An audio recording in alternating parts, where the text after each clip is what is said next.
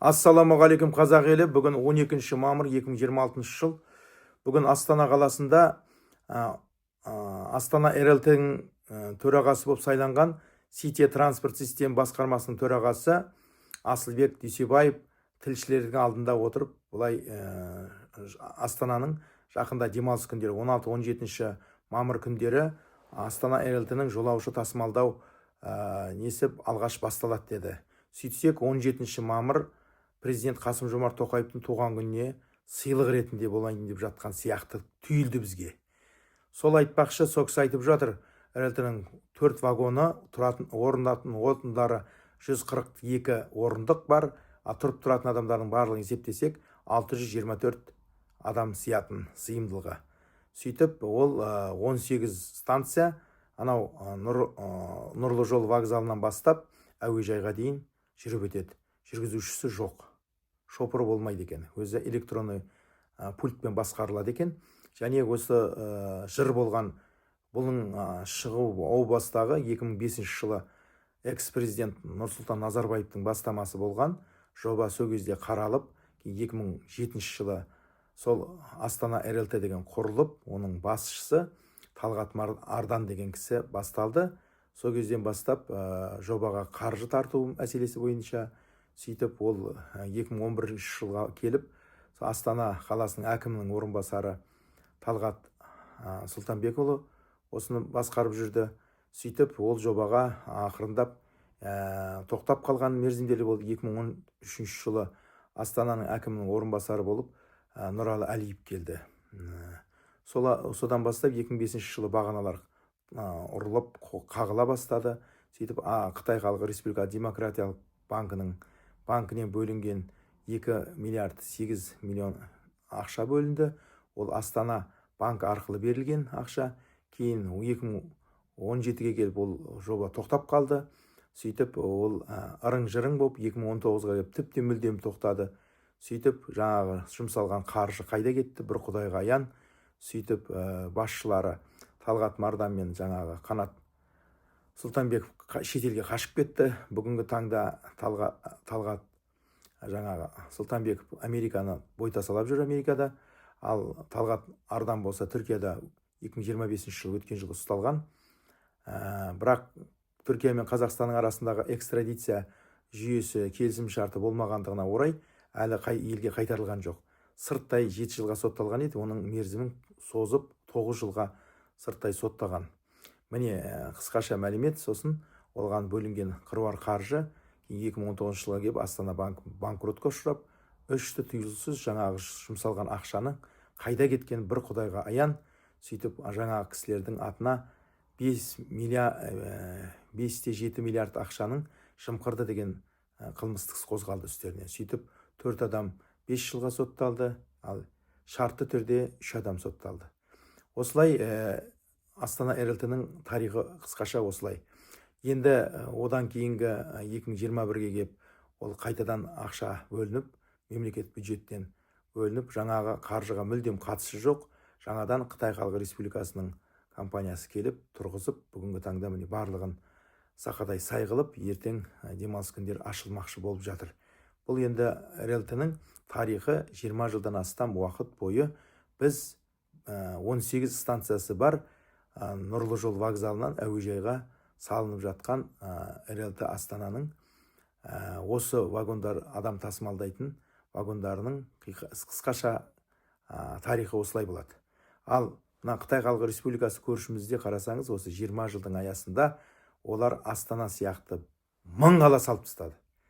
Астана РЛТ сияқты 1000 вагон жоғарыдан адам тасымалдайтын неше түрлі станцияның түр-түрін, тіпті тауды кесіп, таудың асты, үсті, судың іші, сырты барлығынан өте беретін, жылжи беретін жылдам, скоростной дейді ғой, жылдам пойыздардың түр-түрін шығарды. Басқа да әлемде тап бізден басқа ешкім осындай жылдам жүретін пойызды жоғарыдан салмаған ретінде жұрттың бәрі аң-таң, аузы аңқиып, құлағы қалқиып, есінен танып жатыр. Кешіресіз, төрткүл дүниені аралаған қазақ ретінде айтайын, Сингапурды қараңыз, Малайзияны, мына жақтағы Индонезия, Бали, ар жағы Австралия, мына жағы Европа елдеріндегі бұндай жылдам жүретін пойыздардың түр-түрі бізден қайда? осыдан 50 жыл бұрын салып тастаған Европа. Біз әлі күні мынау 18 вагонды салып, соған ұлардай шулап, қыруар қаржыны жымқырып, қашып кетіп, быт-шыт болып жүрген жер жаһанда бізден басқа ұлт жоқ, кешіресіздер. Құдай ақ, міне, біз ғана неге осындай жең ұшынан жалғасқан сыбайлас жемқорлық құртқа түскендей сүліктей сорып бюджетті тонайды да жатады. Қай саланы болмасын быт-шытын шығарып тастайды. Бұл жоғарыдағы бай мен бағлан, шенді мен шекпенділердің бұл кәдімгідей қолын салып ешқандай ешкімнен қаймықпай ұрлаудың себеп салдарына осындай біз келеңсіздікке тап болып отырмыз, өкінішке қарай. Сондықтан ол бірінші Астана РЛТ жағын, енді міне 5 мамыр әділет партиясын құрамыз деп Рауан Кенжеханұлы бастаған топ 8 адамнан басталып, осылай біз әділет министрлігіне апарамыз деп ойлады. Енді жуырда міне қана кеткен Конгресс холлда, қазір филармония концерт залы деп аталады. Сол күні кеше 8-9 күндері концерт жаңағы залында 3000 адамды жинап, бастамашы топ жуырда ғана Қасым-Жомарт Тоқаевтың көмекшісі болып жүрген Айбек Дадебай деген төраға болып келді. Бұл ненің көрінісі? Жер астынан жік шықты, екі құлағы тік шықты демекші. Бұл президенттің қасында көмекші болып жүрген адам партияның төрағасы болып кетті. Жұрттың бәрі қазір Аманат партиясынан шығып, Аманатқа бәсекелес болады әділет партиясы деп әділетке өтіп жатқан сыңайлы. Сонда бұл қалай болғаны? Қазақстан Республикасында партия құру үшін деген кішкентай 24 беттік кішкентай кітапшаны мен оққам. Ол кітапшаның ішінде жазылады: Қазақстан Республикасы партия құратын адам 17 облыста өзінің жақтастары болу керек, өздерінің офистердің компьютерлер, осы бәсекеге қабілетті, ішінде салиқалы, сауатты, білімді азаматтар істейтін, барлығы қаржылық жағынан барлығы қамтамасыз етілген, шетінде заңгер, қаржыгерлер, білімді, сауатты, академик, профессор, доктор, ақын, жазушыларды, беделді белсенді азаматтар тарту керек дейді. Соның бәрін қалай ол 5 күнде шешіп тастады? Адам ақылына қонымсыз. Сондықтан ол және Айбек Дадебай сахнаға шығып ежелеп оқып тұр, басына қарап. Ежелемей ақ партия құратын адам сақадай сай болып, мен сияқты оратор, шешен болу керек қой. Жер бетінде сондай 8 миллиард адамның 193 мемлекет Біріккен ұлттар ұйымына тіркелген мемлекеттің барлығында солай ағып тұр керек, өзінің тілінде. Еркін сөйлеу керек. Кез келген сұрағыңа тоталақайын шығарып жауап беру керек. Майдан қыл суырғанда қара қылды қақ жарып, отауызды орақ тілді бабалардың ізімен. Анау ежелеп тұр. Ол партия құратын адамның түрі емес анау.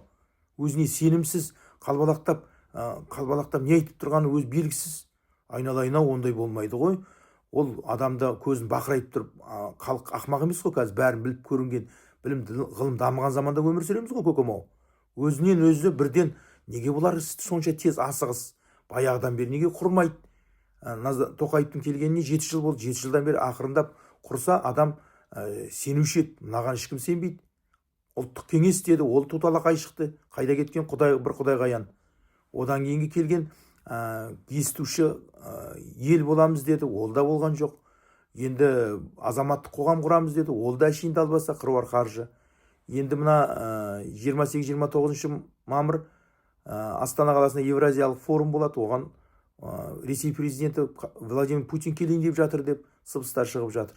Міне осы сияқты бізде өкінішке қарай аяқ астынан бәрі асығып үсігіп, апыр-топыр аймақан соқыр деген сияқты неге бір жаққа асығып жатқан секілді түйіледі маған. Неге бір ақырындап ішінде деген, неге тым болмаса біздер, мен секілді азаматтар тартып, ақылдасу, қоғам сол кезде сенетін еді. Тым болмаса спектакль неге ойнамайды бұлар? Бәрі өзінің жақтастары, жаңа биліктегі тізгін ұстаған Рауан Кенжеханұлы өмір бақи мемлекеттік қызметте болған адамдар. Және жарайды, егерде олар шетінен мықты сөйлейтін, өзінің сөзіне жауап беретін, өзінің нәтиже көрсеткен салиқалы, сауатты азаматтар болса, бір сәрі ләббай тақсыр ғой, бәрі биліктің тізгін ұстаған. Билікке қарсыласатын, бәсекеге қабілетті, қазіргі заманға лайықты адамдар тарту керек деп ойлаймын, менің жеке пікірім. Сол секілді өкінішке қарай бізде партия құратын адам түрі анау.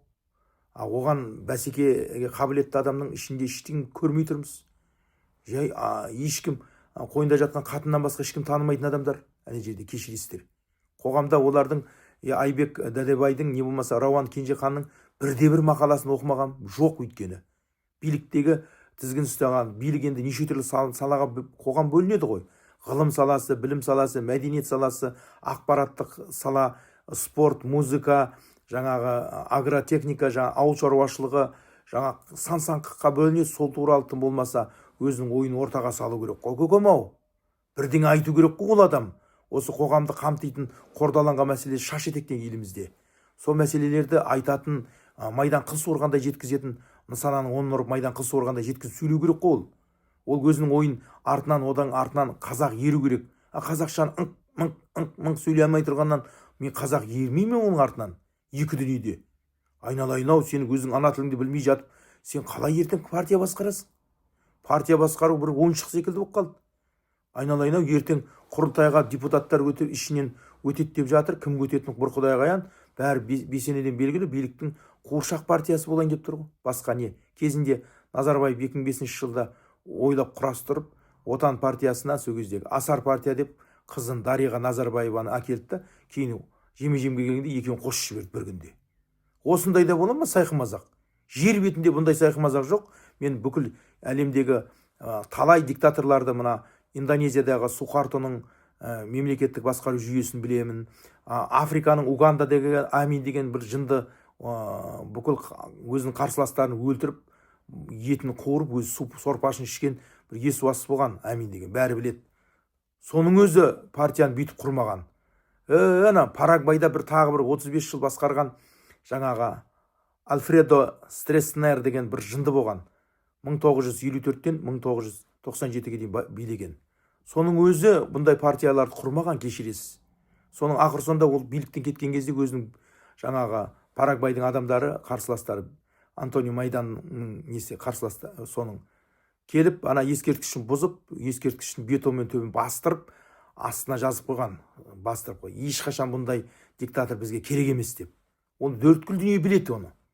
Сол секілді бізде неге бүйректен сирақ шығарып бірден барлығын асық-үсігіс істейтін түсініксіз.